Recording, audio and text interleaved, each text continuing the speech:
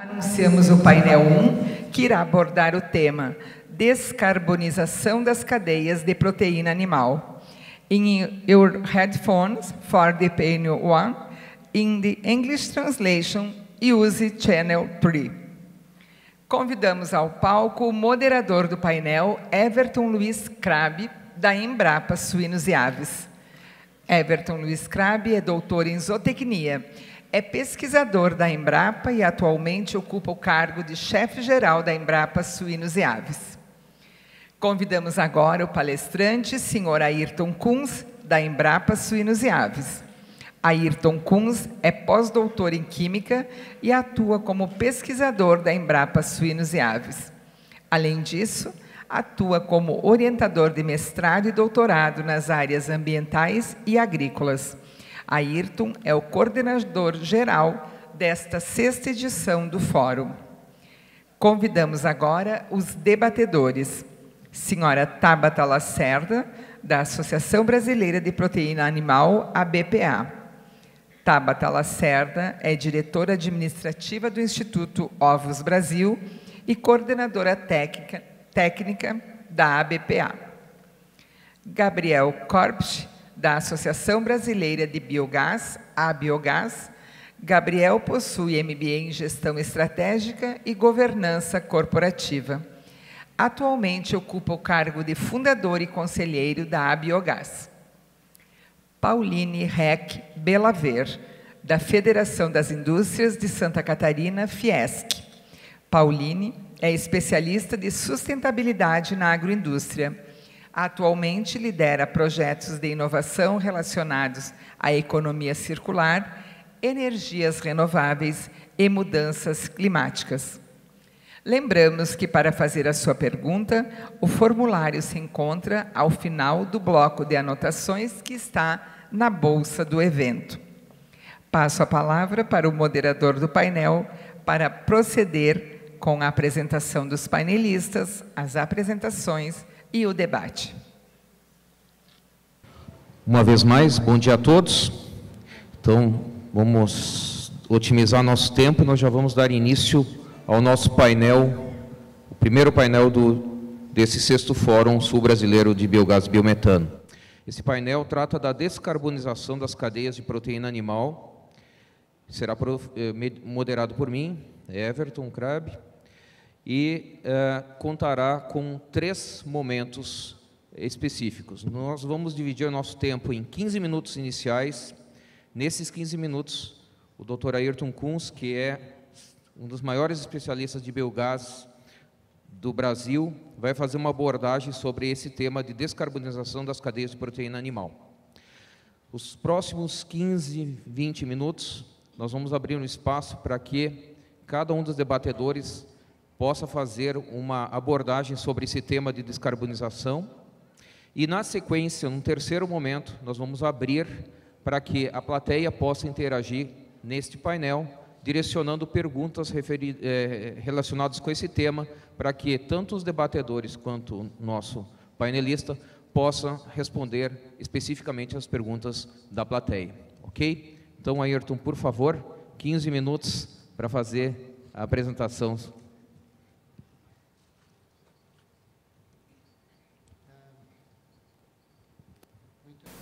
Muito bem. A ideia aqui desse painel é nós falarmos sobre o tema de descarbonização nas cadeias de proteína animal. Então, eu estou trazendo aqui alguns elementos para a nossa discussão, para fomentar a nossa discussão. Obviamente que 15 minutos é muito pouco tempo para a gente fazer uma abordagem geral, digamos assim, sobre o tema. Mais aprofundada, desculpa, sobre o tema. O que é importante, né, antes de entrar na questão das cadeias de proteína animal, é nós sabermos o cenário que a gente vive dentro do biogás, né, que já foi apresentado anteriormente. Na fala da Charlotte também deu uma visão geral sobre o assunto.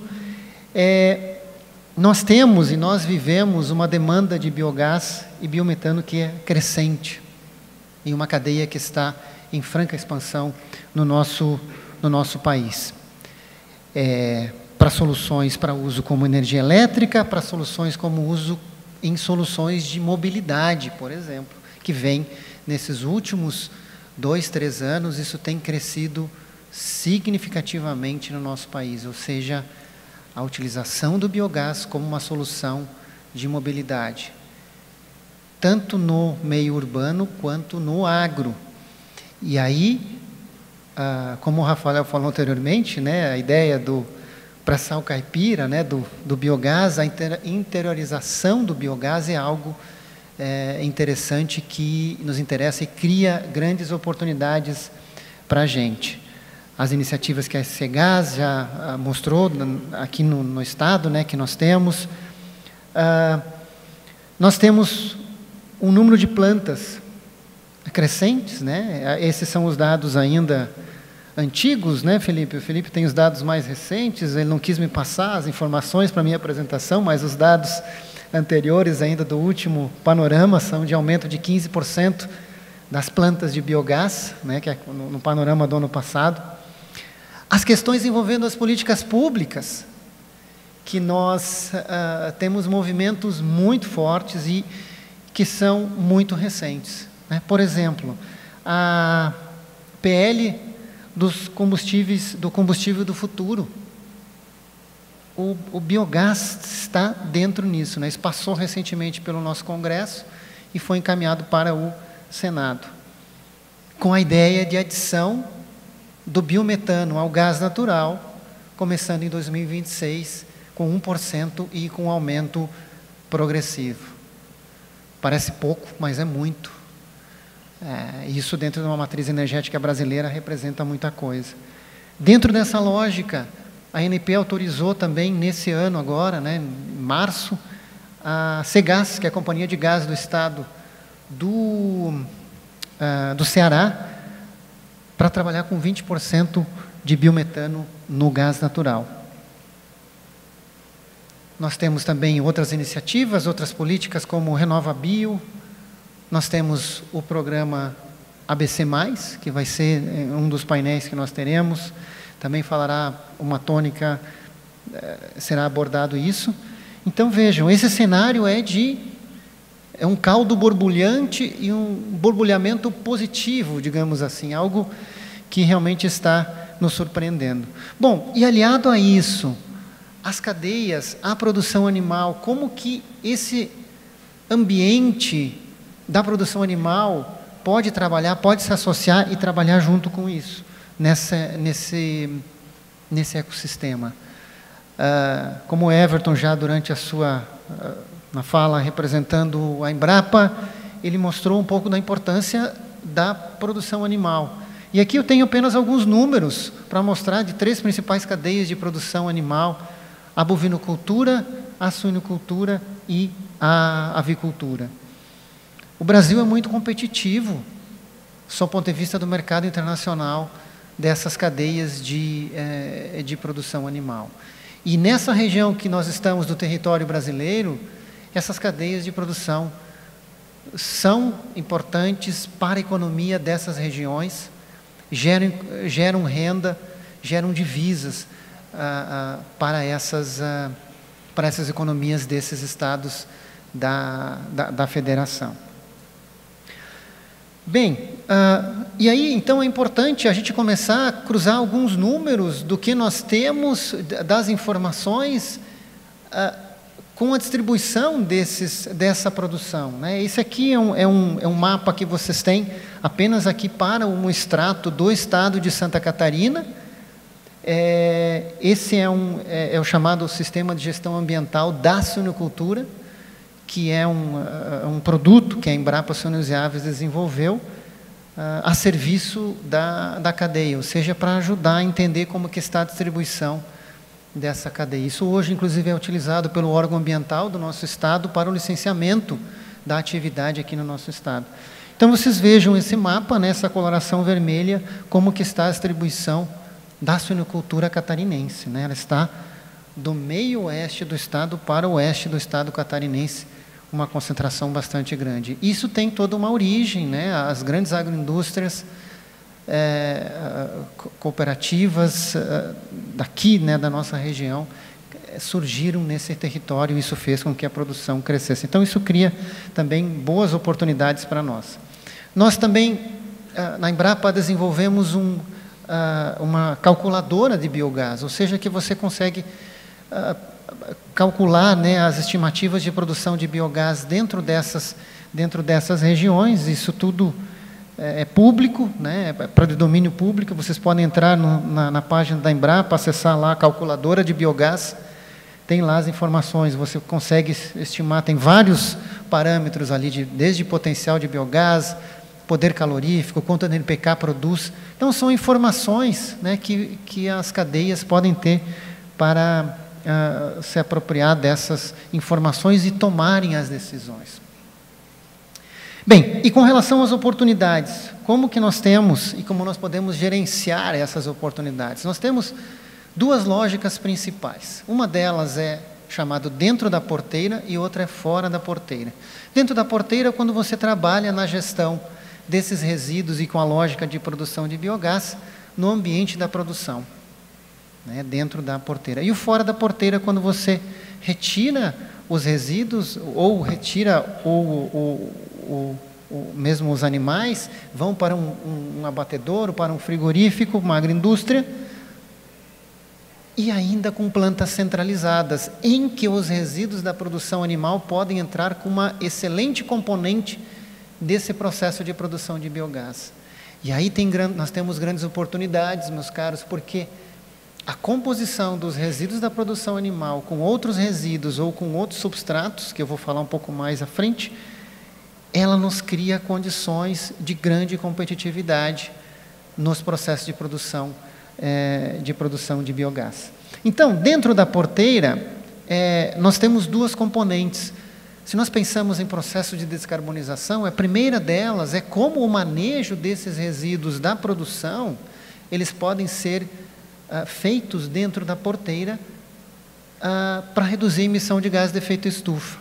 E da produção animal, quando se fala em manejo de dejetos, ele vem pelo metano, e o metano vem da digestão anaeróbia, que a gente quer que aconteça dentro de um biodigestor. Então, ela vai acontecer quando o manejo, quando você der essas condições de manejo, sem que você capture esse gás metano, né, pelo poder estufa que ele tem. Então, sob o ponto de vista de manejo, nós temos aqui, e são dados da FAO, suínos, né, na representação das cadeias, suínos, bovinos, e depois aves e as outras cadeias. De novo, isso é manejo de dejetos, é manejo dos dejetos, dos resíduos da produção. É importante que isso fique claro. Então, a maior parte disso vem da suinocultura, pela estratégia, pela maneira que eles são produzidos. Então, nós pensarmos isso para redução dessa pegada de carbono, a redução da emissão dos gases de efeito estufa, pensando no arranjo de biogás, a gente consegue já ter uma redução desses gases de efeito estufa pela utilização da digestão anaeróbia, evitando que esses gases, então, vão para a atmosfera e permite a utilização disso como fontes de calor, energia, enfim, várias oportunidades do biogás. E aí, as ferramentas de avaliação de ciclo de vida, né, as ferramentas de ACV, elas são muito interessantes para isso, porque, como eu sempre digo, ACV é a maneira de embrulharmos para presente o que nós fizemos, né? Então, nós temos nossos trabalhos de pesquisa na Embrapa, eu fico falando de sólidos voláteis, de rendimento, de relação IAP, essas coisas ninguém quer saber, acha tudo confuso. É uma coisa de pesquisador que não tem muita função. E quando a gente pega todos esses resultados e transformamos isso em ACV, a gente realmente mostra como que isso impacta. Então, aqui nós temos, mostrando, né, um arranjo, sempre a gente faz com uma linha de base, então, nós temos ali acima uma esterqueira e depois com um sistema de digestão anaeróbia com a geração de biogás. Só com esse arranjo, nós temos uma redução das emissões em cerca de 70%, que já é muito significativo, só fazendo um arranjo desse dentro da porteira, né? Então, veja como a gente consegue, só mexendo nesse arranjo, usando a digestão anaeróbia, contribuirmos para a redução dessa pegada de carbono. Fora da porteira. Fora da porteira você mistura, então, vários substratos, você mistura vários resíduos, e esses podem ser, então, transportados para uma planta, ou mesmo dentro do ambiente de uma agroindústria,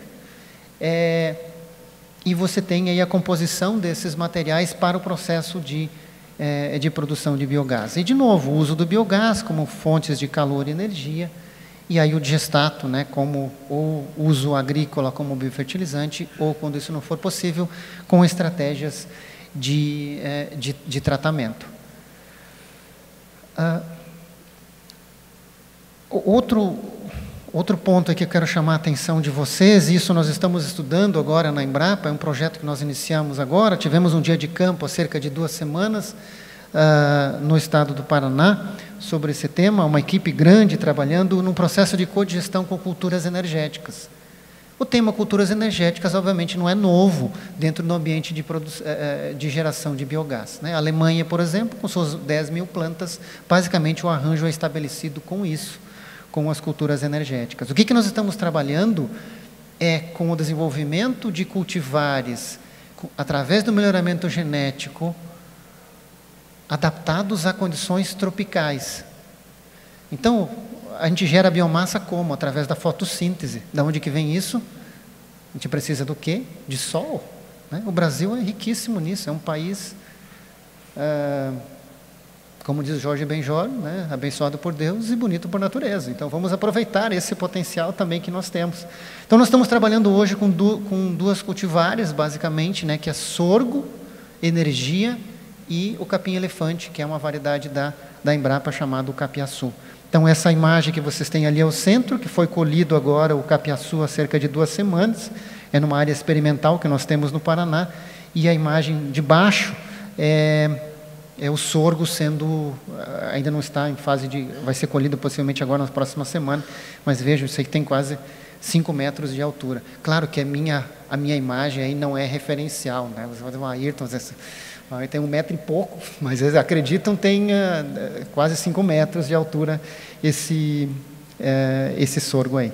Então, a ideia é botar biomassa, botar mais sólidos voláteis, botar uns mais sólidos voláteis, misturar com os resíduos da produção animal, para que nós possamos trabalhar com arranjos tecnológicos da biodigestão com uma maior concentração de sólidos voláteis. Enquanto que os resíduos da produção animal nós temos cerca de 2% de sólidos voláteis, um produtor me falou ainda esses dias, quando é bom, 2% de sólidos voláteis e as culturas energéticas de 20% a 27%, 28%. Então, isso cria oportunidade para a gente de arranjos tecnológicos, e nós estamos estudando esse arranjo na Embrapa. E a pergunta é importante, né? Isso aqui nós estamos refinando esses dados ainda, a gente deve publicar isso em breve, mas é quanto eu consigo produzir de biogás por hectare.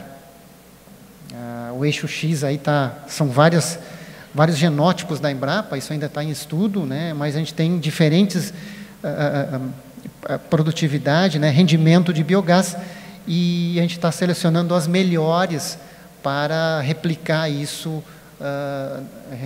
isso no campo. Mas aí nós temos dados muito bons, por exemplo, de cerca de 8 mil metros cúbicos de metano por hectare. Isso é muito bom, comparado com os dados da literatura. Se compararmos, por exemplo, com milho, né, a silagem de milho, que tem dados muito bons, são superiores à silagem de milho. Então, novos cenários, né, gente? A cadeia do biogás precisa de substratos, e a gente tem que estudar novas fontes de substratos, e a Embrapa está muito conectada com isso. Um outro ponto muito importante é a questão da inteligência territorial, ou seja, de nada adianta eu ter resíduos que têm uma capacidade de produção de biogás excelente, se eles estão a distância muito grande que não me permite trazer esses resíduos, ou seja, são economicamente inviáveis de transportar. Ou seja, o custo de transporte, o custo da logística é muito maior do que que a oportunidade de geração de biogás. De novo, o Brasil é um continente. Os desafios são enormes nesse país. Então, os estudos de logística são muito importantes. Não sei se vocês conhecem, mas a Embrapa tem um estudo chamado Inteligência Territorial, em que nós temos estudos de macrologística. Então, você tem aí os caminhos da safra, né, hidrovia, ferrovia, estradas no Brasil, como que isso está distribuído, como que a safra se move. Isso aqui ainda não está para biometano, mas é uma oportunidade que a gente tem, para biogás, né, mas é uma oportunidade que a gente tem para isso. Então, quem tiver interesse, acesse esse ambiente da Embrapa, que tem aí muitas informações interessantes sobre isso, e inteligência territorial é um ponto fundamental e nevrálgico para o estabelecimento e o aumento da cadeia do biogás. Nós temos iniciativas rodando no Brasil dos corredores azuis, eu já estou terminando, dos corredores azuis, não estava preparado para esse sinal. E aí a gente, nesses corredores azuis, a gente tem a oportunidade de demanda de biometano, a gente tem que ter garantia de suprimento de substrato para isso. De novo, a ACV, né, aqui num estudo da ACV que nós fizemos, comparando o arranjo de energia elétrica com o arranjo de biometano. Veja que os dois, tanto o biometano quanto a energia elétrica, são muito positivos, do ponto de vista da pegada de carbono, né, que a gente tem para os resíduos da pecuária. Já estou terminando, olha que legal. Dentro das cadeias de produção animal, nós temos oportunidades com o arranjo de biogás. São oportunidades de negócio, e aí cabe mudança de modelo mental. As cadeias de produção de proteína animal, o negócio delas é produção de proteína. Cadeia do biogás é produzir biogás. Cadeia de fertilizante, fertilizante. A gente precisa aproximar essas cadeias, botar essas cadeias para se conversarem, identificarem os pontos de sinergia que elas têm. E acreditem em mim, são muitos pontos de sinergia que nós temos, assim que a gente vai crescer, né? Então, essas oportunidades que se criam, elas são muito importantes, né? Então, o arranjo, por exemplo, de biometano tem crescido demais nesses últimos anos, e o biogás pode funcionar aí como um agente indutor de novos arranjos produtivos. Isso é uma coisa importante, estudarmos novos arranjos produtivos para a geração de biogás, para uma realidade brasileira. Tem muita gente trabalhando nisso. E eu deixei em vermelho aqui o último ponto. O que nós precisamos demais para a cadeia do biogás? Muitas vezes, quem trabalha com o gás esquece que a molécula ela é formada biologicamente. Então, segurança na cadeia de suprimento de substrato deve ser um mantra para nós. A gente precisa de substrato, precisa de segurança nesse suprimento dessa cadeia para que a gente consiga realmente gerar negócios. É para isso que o biogás ele tem essa finalidade. Finalizando, né, então, só um convite para vocês, 2025, nós teremos o 9º Sigera, que acontecerá em Mar del Plata, na Argentina. Você fala, mas é 2025, nós estamos em 2024, mas se prepare, né? Vai ser já para o ano que vem. Quem é um trabalho científico, quiser mandar trabalho, será muito bem-vindo. Também no nosso espaço de negócios, lá no estande da Embrapa, vai ter um pré-lançamento dos nossos livros aqui de gestão de resíduos da produção animal. São 3 volumes. Converse com o nosso pessoal dos nossos estandes lá para ter as informações. Então é isso, muito obrigado. Eu passei mais do que o tempo, mais do que eu gostaria, peço desculpas, mas como eu gosto muito do tema, o cara sempre se emociona quando começa a falar, né? Muito obrigado.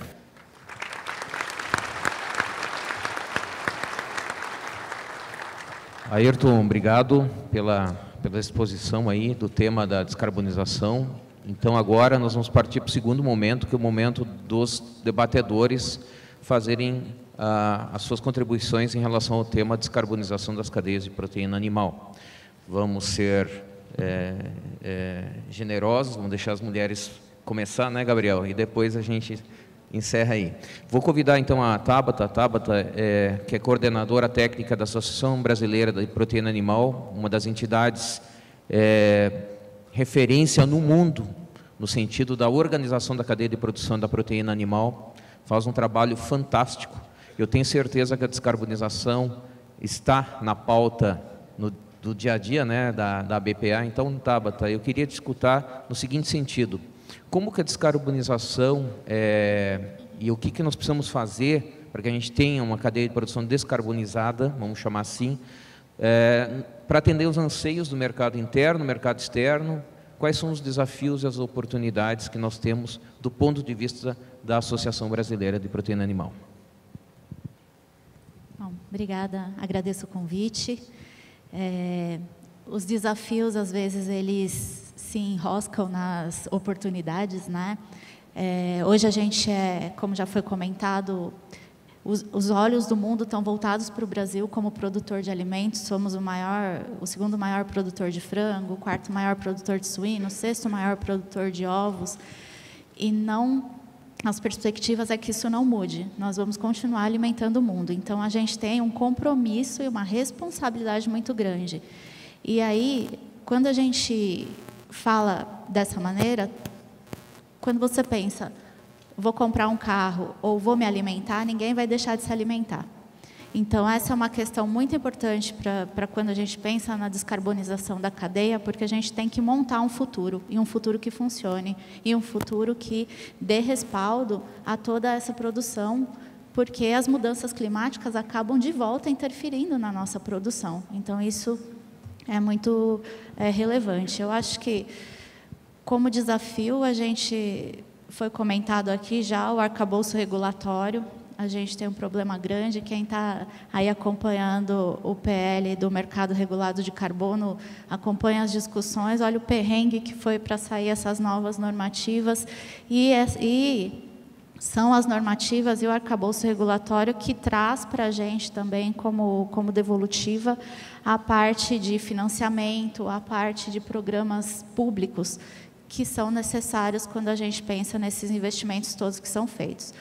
As políticas públicas, elas são muito importantes, porque você precisa primeiro rodar uma engrenagem, né? Isso tudo começa com políticas públicas até que a roda toda esteja funcionando e a gente consiga fazer a manutenção desses sistemas de forma unitária. Então, dentro das oportunidades também é essa questão, né? A gente investir mais e os investimentos terem algum subsídio, assim como acontece em todos os outros países. Para isso a gente precisa das regulações, para isso a gente precisa da melhoria nas políticas públicas. Foi comentado pela professora Suelen a parte de pesquisa. Nós precisamos de números, né? A gente está deixando de ser a sustentabilidade etérea para ser um modelo de negócios, para ser algo que você tem ali quantificado, qualificado, e que você sabe mensurar, e que as mensurações precisam também ser equalizadas, né? A gente tem muita discussão com relação às mensurações, às notificações que nós fazemos, aos modelos que a gente usa para fazer todas as nossas demonstrações daquilo que está sendo feito. Isso é muito importante também. Então, a pesquisa, investimento em pesquisa é fundamental, é a base de tudo. Vocês sabem muito bem disso. A gente teve uma experiência anterior, acho que muitos de vocês que entram no mercado agora sentem algumas restrições com relação aos produtores, porque a gente teve um momento anterior de investimentos em plantas de biogás que não se consolidou corretamente por falta de estudos, números e tudo que a gente deixou para trás. Hoje a gente já avançou muito e isso também é um passo que precisa ser considerado. Isso é um passo que precisa ser divulgado. Isso precisa ser muito falado. Nós avançamos muito em tecnologia, estudo, pesquisa. Ayrton comentou aí. Então, vamos deixar os percalços para trás e olhar para esses novos modelos de negócios. E baseado nisso, fazer as nossas programações de futuro. E também a CI Biogás tem feito um esforço hercúleo aí para levantar números, né? Números do que está acontecendo. A gente precisa de números. E um dos nossos desafios, que também é uma oportunidade, é pegar esses números e começar a publicar, né? A gente faz coisa muito boa, muito bem feita, a gente avançou muito, a gente tem muita coisa para mostrar. Aí a gente faz lá a nossa lição de casa, se mata, faz tudo bonitinho e deixa de comunicar.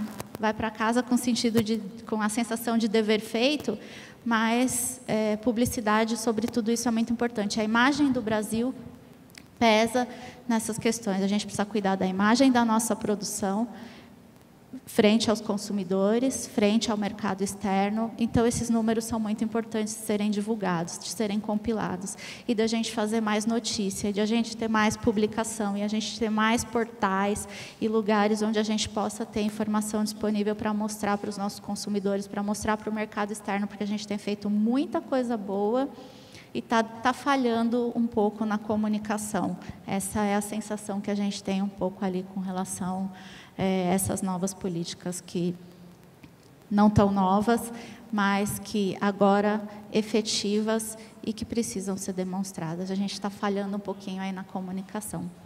Eu acho que isso era um pouco do que...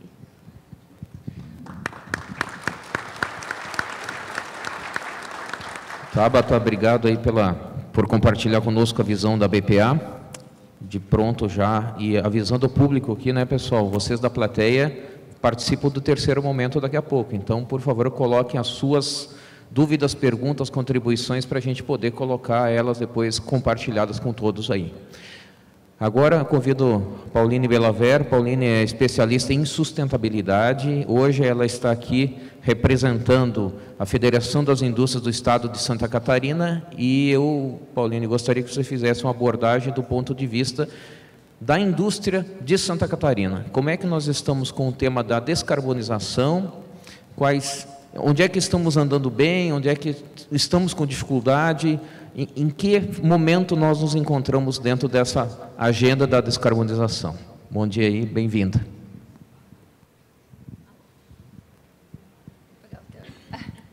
Melhor.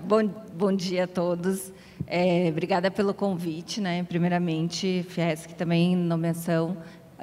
Ayrton, parabéns pela palestra. Foi muitas coisas do que você apresentou, a gente passa na realidade, na prática. Então, aqui o meu papel, além de Fiesc, é muito mais falar como a gente está fazendo a sustentabilidade na prática, como que a agroindústria está se posicionando, como que a gente enxerga essa agenda de descarbonização e qual que é a rota que a gente enxerga para esse futuro que é de transição energética. Então, o papel das indústrias aqui, da proteína animal, é fundamental para garantir que essa transição seja realizada, porque a gente tem resíduo, a gente tem a biomassa, a massa, onde a gente vai fazer a transformação. E, obviamente, realizar a transformação energética, que é a grande oportunidade, porque todos nós estamos aqui. Quando a gente volta os olhos para a indústria, a gente já faz inventários de emissões, a gente já tem isso há muito tempo, né, na agroindústria. Desde 2012 a gente já faz os inventários. Isso, né, a maioria das agroindústrias, então, aqui do Estado fazem, e a gente enxerga como oportunidade o Escopo 1, né, que é onde a gente tem as operações próprias, onde a gente gera os resíduos, e aqui sim a gente tem as oportunidades de implementação de modelos, né, que sejam tecnológicos, que já existem. Então, de muito tempo atrás, 12 anos atrás, que a gente começou a falar em biogás, ou até mais, né, Ayrton? A gente não tinha toda essa tecnologia aqui. Então, o que aconteceu ao longo desses anos é que a tecnologia veio e que a gente sabe que isso é o potencial, que é um diferencial, que existe, que dá para fazer, que é possível, que a gente acredita, né, Ayrton? Você falou, a gente está aqui porque a gente acredita. E que fazer essa transformação com a tecnologia vai garantir com que a gente tenha o sucesso, né, de gerar a molécula de biometano e o uso dessa molécula para determinado uso conforme for o projeto. Então, a gente tem modelos, né, que são individualizados, e para cada local, ou para cada modelo de negócio, para cada plano de negócio, há uma necessidade de mergulhar profundamente, entender o direcionamento, o uso e o que a gente vai fazer com os resíduos, que é o Escopo 1, que a gente direciona para as operações próprias. Tem também a oportunidade de tratamento de efluentes no Escopo 1, né, que é um grande gerador também. Então, existe a oportunidade de gerar os biodigestores, muito mais na cadeia de bovinocultura, a gente vê isso. Na cadeia de avicultura e suinocultura, a gente tem algumas limitações, então, a gente fez as transformações de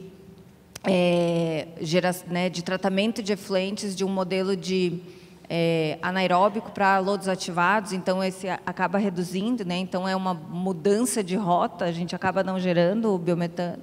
Mas no Escopo 3, sim, então a gente tem o nosso grande potencial de geração e redução automaticamente, que são os nossos, onde está, né, a produção integrada, onde está a sinocultura, onde a gente tem potencial e onde muito bem você falou, né, Ayrton, sobre os modelos de negócio, onde a gente tem a oportunidade de fazer dentro da porteira, eu falo dos, né, individualizados, né, que tenham uma escala suficientemente grande para poder implementar, e tem os modelos que a gente faz centralizados, então, que são estudos para conseguir captar esses dejetos, centralizar e conseguir gerar esse biogás para o uso necessário. Os desafios aqui, a professora Charlotte falou, como que a gente vai implementar isso em 6 anos? A gente tem aquele mundo de produtores que você mostrou, Ayrton, eu não lembro o número de cabeça, mas é 2 bilhões, eu acho, de normal metro cúbico de geração, se eu não me engano, alguma coisa assim. Os especialistas depois vão me matar aqui falando que eu não acertei o número, mas como que a gente vai implementar isso tudo em 6 anos? Qual que é a virada de chave que a gente vai precisar fazer? Tecnologia a gente tem, dejeto a gente tem, rede de gás a gente tem também. O Antônio sempre me fala onde é que tem a produção que eu boto a rede de gás lá. E aí eu acho que o mais importante de tudo, e eu quero parabenizar de novo esse evento, eu fui no ano passado e no outro, vocês realmente estão crescendo. Como que nós, entre as parcerias, entre as empresas, de todos, nós somos uma rede, eu não vou fazer nada sozinha. As indústrias não vão fazer nada sozinhas, né? Então, como que a gente se organiza para que a gente consiga montar toda essa estrutura, engrandecer essa movimentação, realizar a transição energética e beneficiar a sociedade, porque isso vai retornar para quem? Para a sociedade, através de emprego, através de tecnologia, através de tecnificar as pessoas. Então, se esse arranjo realmente conseguir ser orquestrado, organizado pelo setor que está aqui representando, além de todos os desafios, né, que a gente sabe que a Tabata aqui comentou, enfim, de política pública, tem também esse desafio, mas aqui nós estamos com todas as ferramentas na mão, né? E eu acredito, sim, que essa transição energética, ela tem o potencial de acontecer no Brasil, ela tem... o Brasil é um país diferenciado, onde a gente tem os resíduos e onde a gente tem a capacidade de implementar. E está tudo, né, precisamos nos organizar e entender como fazer essa aceleração. E aí, como que a gente se organizou? A gente tem, né, o ano passado, começamos a falar muito sobre essa questão de transição e montamos, então, na Fiesc, o Hub de Descarbonização, que vai ser apresentado amanhã pelo Charles, nosso colega Charles.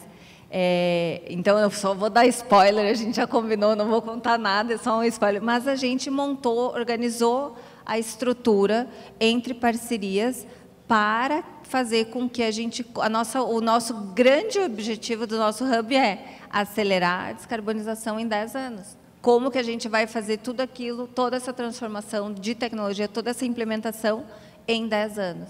Esse é o nosso grande desafio, e essa aceleração, ela parte por todos os setores que estão aqui e as responsabilidades de cada um para fazer com que isso aconteça, né? Então, a gente conseguir não só acreditar, mas fazer a virada de realmente implementar e fazer isso ser um negócio, é valor, é gás, é energia. É energia. A gente está com um problema nas fábricas de biomassa. Isso é energia, né? Então, a oportunidade de fazer com que os produtores tenham a geração de biogás, biometano, fazer com que a indústria tenha essa geração de biometano e o uso dessa energia é a transformação, né, energética que precisa acontecer. E quem sai ganhando é a sociedade como um todo, porque é mais uma energia renovável aí no nosso estado, enfim, no Brasil como um todo. Obrigada.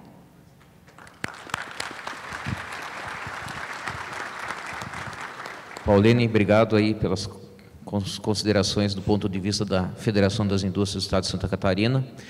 Agora, Gabriel, preciso de uma visão de uma associação brasileira do biogás. O Gabriel Corpes, ele é conselheiro da Associação Brasileira de Biogás. E, Gabriel, eu queria que você, obviamente, falasse da descarbonização de uma maneira livre também, mas eu quero adicionar um ponto aqui, que eu tenho visto em N reuniões que a gente tem feito. A gente vê muita angústia e a gente sente aí uma expectativa em relação à regulação do mercado. Me parece que aí ainda a gente tem muito para conquistar. Então, eu queria que você fizesse uma abordagem passando por esse ponto da regulação do mercado de biogás. Como é que ele está estabelecido? Está funcionando ou não está funcionando? Nós teremos novidades em algum momento mais adiante. Queria essa abordagem, por favor. Vamos lá. Bom, não sou advogado, mas estou nesse negócio há um tempo já. Eu acho que o mercado ele existe, ele já está aí, ele é uma realidade. Já são centenas de milhões de reais que foram investidos em produção de biometano. Nós já temos hoje no Brasil uma produção de 1 milhão de metros cúbicos por dia de biometano, e isso num período muito curto, porque, na verdade, o mercado de biometano ele tem 3 ou 4 anos no Brasil. A produção de biometano ela só foi regulamentada pela Agência Nacional de Petróleo no final de 2017. Então, a gente teve, basicamente, 2018 e 2019 para investimento nas novas plantas, 2020 parou tudo, voltamos ano passado. Então, temos aí 3, 4 anos de mercado e a gente já tem hoje 20 plantas produzindo biometano, 6 delas que já estão habilitadas para vender para terceiros, né? E a gente tem já um mapeamento dentro da associação de mais de 90 plantas, em diferentes fases, em diferentes estágios de desenvolvimento dos projetos. Então, isso é uma realidade, isso já está acontecendo. Eu vejo como mercado que o biometano ele já passou daquele conceito que se usa muito na discussão sobre inovação, que é o Vale da Morte, né? Você tem os primeiros, os pioneiros, as primeiras empresas que adotam uma nova tecnologia, o carro, o celular, o fax, qualquer coisa, e o biometano. E aí, de repente, algumas dessas tecnologias morrem, né? Porque elas não conseguem fazer a passagem para além desses pioneiros, para além desses defensores de uma determinada bandeira, né? O biometano já fez essa passagem. Então, hoje a gente vê grandes empresas que estão investindo nesse mercado. Mas eu queria só... A gente pode voltar à questão regulatória. Eu queria só fazer uma reflexão, e escutando assim as pessoas, a gente fala muito, né, e o objetivo do evento é a gente discutir a descarbonização da cadeia de proteína animal. E a gente fala muito de por que a gente faz isso.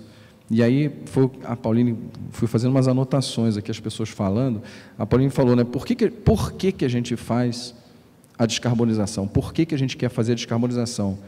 E é diferente de para que a gente quer fazer a descarbonização. O porquê ele tem a ver com o para trás, o que nos trouxe até aqui. Então, por que a gente tem que fazer a descarbonização? Mudança climática, segurança energética, uma transição energética justa e acessível, não é uma transição energética só para um pedaço da população, né? Então, isso é o que nos trouxe até aqui, mas eu fico pensando, para que a gente quer fazer essa descarbonização, né? E o para que ele tem a ver com o futuro, aonde a gente quer ir, aonde a gente quer chegar com essa descarbonização. Eu venho do mercado de petróleo, né? Trabalho há 30 e poucos anos nesse mercado de petróleo e gás, em distribuição de combustíveis. Então, no mercado de gás natural, estamos aí, nesse período de 30 anos, fizemos mais de 1.500 pontos de abastecimento de gás no Brasil todo. E o mercado de petróleo, ele não nasceu de um dia para o outro, ele começou lá em 1850 com a indústria de querosene. O objetivo de uma refinaria de petróleo era produzir querosene para substituir o óleo de baleia, né, com um único produto. E hoje é a maior indústria do mundo, fatura trilhões de dólares com dezenas de produtos, centenas de aplicações e cadeias complexas envolvendo fornecedores e subfornecedores, né? E o mesmo aconteceu, por exemplo, com o etanol na década de 70. Então, a gente tem no Brasil uma indústria de cana há séculos, produzindo um único produto, que é o açúcar. E a partir dos anos 70, a indústria de cana, ela evoluiu, ela se transformou na indústria sucroenergética. E ela produz açúcar, mas produz o etanol combustível, etanol para uso químico, farmacêutico, biogás, né? Créditos de carbono, os ativos ambientais. Então, a indústria se transformou. E eu vejo uma oportunidade enorme nesse mesmo caminho para a indústria de proteína animal, porque a indústria, a gente estava ontem no boteco, né? Quem chegou, Felipe, tem uns perdidos assim, a galera que chegou ontem, foi para o boteco, ficamos ali tomando uma cerveja. Na pista, a gente via os caminhões subindo com ração e descendo com suínos. Eu fiquei olhando aquele negócio, cara, é inacreditável, porque a indústria de proteína animal é uma indústria de transformação. Ela transforma proteína vegetal, 500 quilos de proteína vegetal, em 150 quilos de proteína animal. É isso, 3 quilos, eu não sou...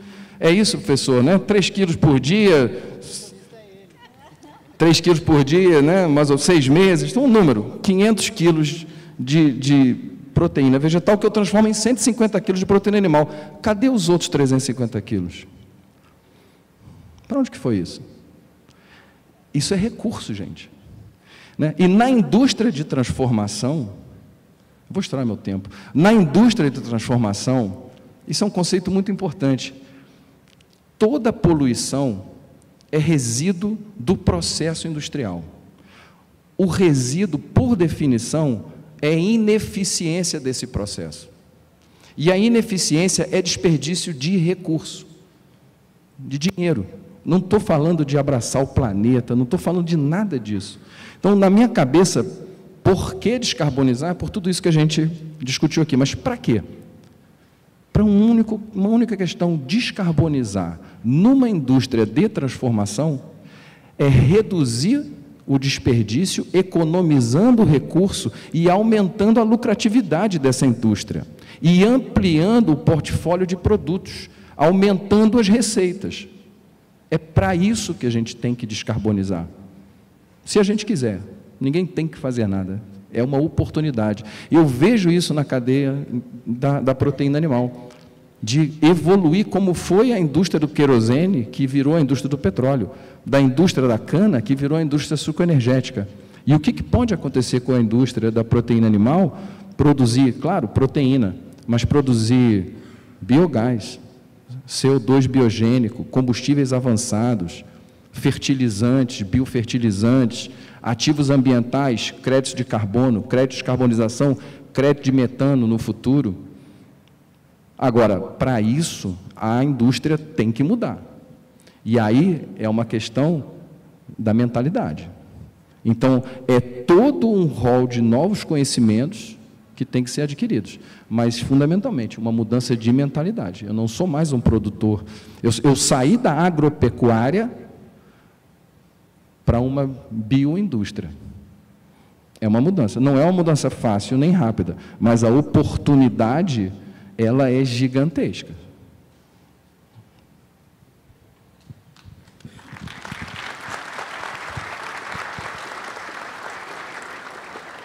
Gabriel, obrigado aí por compartilhar conosco a visão da Associação Brasileira de Biogás.